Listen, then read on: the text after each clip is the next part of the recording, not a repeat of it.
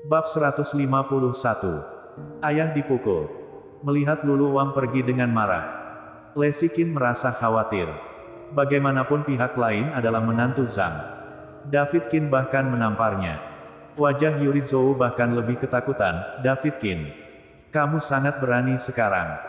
Bahkan kamu memukuli menantu perempuan dari keluarga Zhang. Aku menyarankanmu, pergi ke keluarga Zhang untuk mengaku bersalah dan memohon membiarkanmu pergi. Jangan libatkan aku dalam masalah apapun yang kamu sebabkan. Apakah ini masalah yang aku timbulkan? Wanita itu jelas menyerangmu. Kamu sendiri juga tahu. Dia memukul putrinya. Apakah aku hanya bersembunyi dari pinggir dan menonton dengan dingin sepertimu? Benarkah? David Qin sudah marah. Tetapi kata-kata Yuri Zhou membuatnya semakin marah. Jika kamu pikir aku telah melibatkanmu, pergilah ke biro urusan sipil untuk bercerai. Di masa depan, kamu akan menjalani hidupmu dan hidupku adalah milikku. Kita tidak ada hubungannya satu sama lain. Setengah hari-hari yang suram membuatnya banyak berpikir. Dia awalnya berencana untuk menjalani kehidupan yang baik dengan Yuri Zhou. Tetapi dia tidak menyangka bahwa wanita ini sama sekali tidak tahu apa yang baik atau buruk. Sekarang dia tidak tahu ingin hidup dengan wanita ini atau tidak. Ketika David Qin membicarakan perceraian, Yuri Zhou dengan cepat menutup mulutnya. Sejak dia menikah dengan David Qin, dia tidak pernah mengalami kesulitan. Setelah bertahun-tahun hidup nyaman, dia sudah lama terbiasa. Jika dia bercerai sekarang, dia benar-benar tidak punya apa-apa. David Qin menarik koper ke pintu unit. Lesi Qin mengikuti dengan wajah kecewa. Yuri Zhou hanya membawa tas tangan yang berisi semua perhiasan emas dan perak yang dia beli selama bertahun-tahun. Dia menatap punggung ayah dan putrinya dengan mata sinis. Lesi, coba lihat, bagaimana ruangan ini. Setelah memasuki ruangan, kata David Qin sambil tersenyum. Setelah masuk, ada rak mantel kayu solid dan lemari sepatu di sebelah kiri. Lalu ruang makan kecil. Lalu ruang tamu. Dan ada layar ukiran kayu solid antara ruang makan dan ruang tamu. Ada dua kamar tidur di sebelah kanan. Kamar tidur utama terhubung dengan kamar mandi. Standar dua kamar tidur kecil dan dua ruang tamu. Gaya dekorasinya agak Eropa. Setelah melihat, Lesi Qin berkata dengan sangat puas. Ayah, aku tidak menyangka kamu memiliki selera yang bagus. Rumah ini sangat bagus. David Qin tertawa dan berkata dengan bangga, penglihatanku selalu sangat bagus. Jika tidak, bagaimana aku bisa melahirkan dua anak perempuan yang begitu baik? Apa bagusnya rumah yang rusak seperti sampah? Yuri Zhou berkata dengan ekspresi jijik. Bukankah aku sudah mengatakannya? Jika menurutmu hidup denganku terlalu sulit, maka cerai. Jika kamu tidak mau pergi, maka diamlah. Tentu saja. Jika kamu memiliki kemampuan untuk tinggal di rumah yang lebih baik, maka aku akan diam. David Qin berkata dengan dingin. David Qin, apakah menurutmu aku tidak berani menceraikanmu? Yuri Zhou juga langsung marah dan meraung marah. Kamu tidak berani pergi. Jika kamu berani, ayo pergi ke biro urusan sipil sekarang.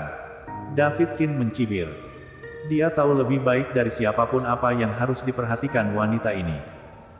Yuri Zhou awalnya mengira Lesi Qin akan membujuknya. Tetapi Lesi Qin tidak mengatakan sepatah kata pun seolah dia tidak mendengar apa-apa. David Qin, kamu menggertakku. Yuri Zhou segera menggunakan kemampuannya untuk menangis.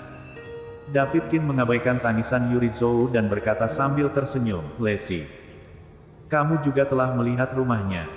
Kamu sudah yakin sekarang? Lesi Qin sedikit mengangguk, mengeluarkan ponselnya dan melihat jam. Ayah, sudah jam 9 lewat. Aku akan bekerja dulu. Sudah jam 9 lewat. Benar. Aku akan bekerja juga. Ayo pergi bersama, kata David Qin dengan tergesa-gesa. Keduanya baru saja akan keluar. Suara yang akrab tiba-tiba datang dari luar. Aku melihat keluarga mereka naik ke gedung ini. Pasti benar. Ekspresi Lesi Qin tiba-tiba berubah.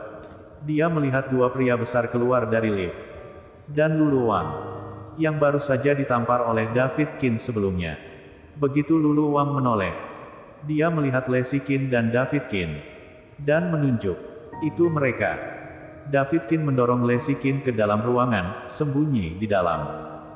Jangan keluar. Pada saat ini, kedua pria besar itu bergegas mendekat. Menghalangi David Kin di pintu. Dan mulai memukulinya. Ayah. Leslie Kin yang terkunci di dalam ruangan. Sangat panik. Dan ingin membuka pintu bergegas keluar.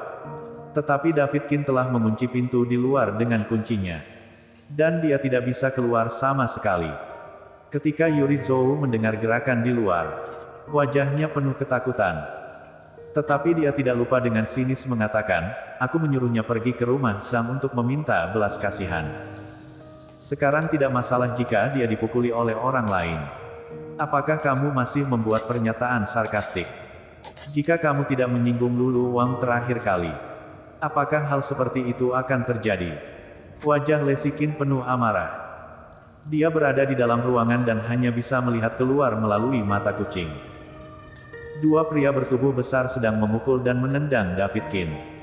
Yuri Zhou mendengus dingin, apa maksudmu aku menyinggung perasaannya?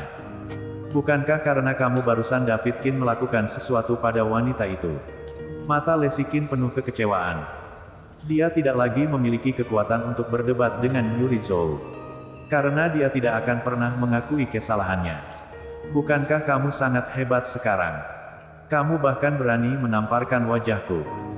Datang dan pukul aku lagi jika kamu memiliki kemampuan. Lulu Wang memandang David Kin yang dipukuli seperti anjing. Dengan cibiran di wajahnya, dia bergegas dan menendang wajah David Kin dengan keras.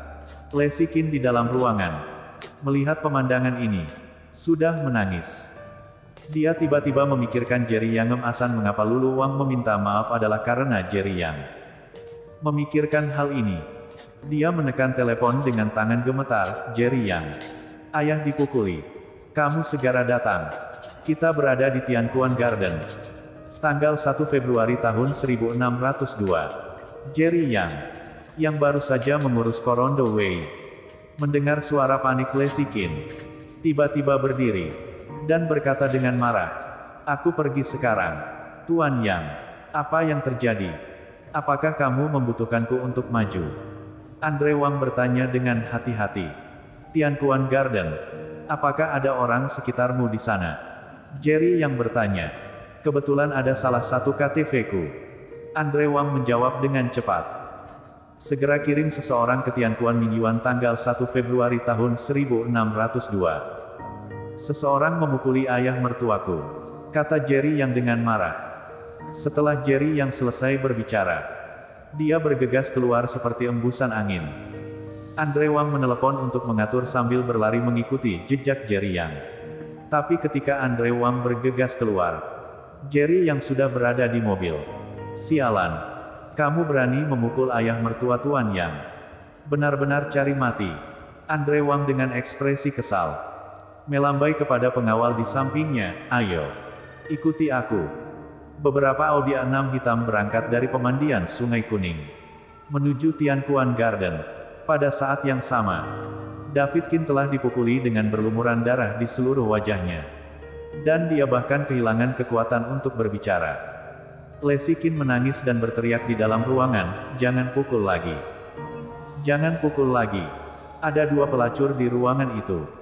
Kamu temukan kuncinya dari orang sampah ini. Kata Lulu Wang dengan kejam. Bersambung.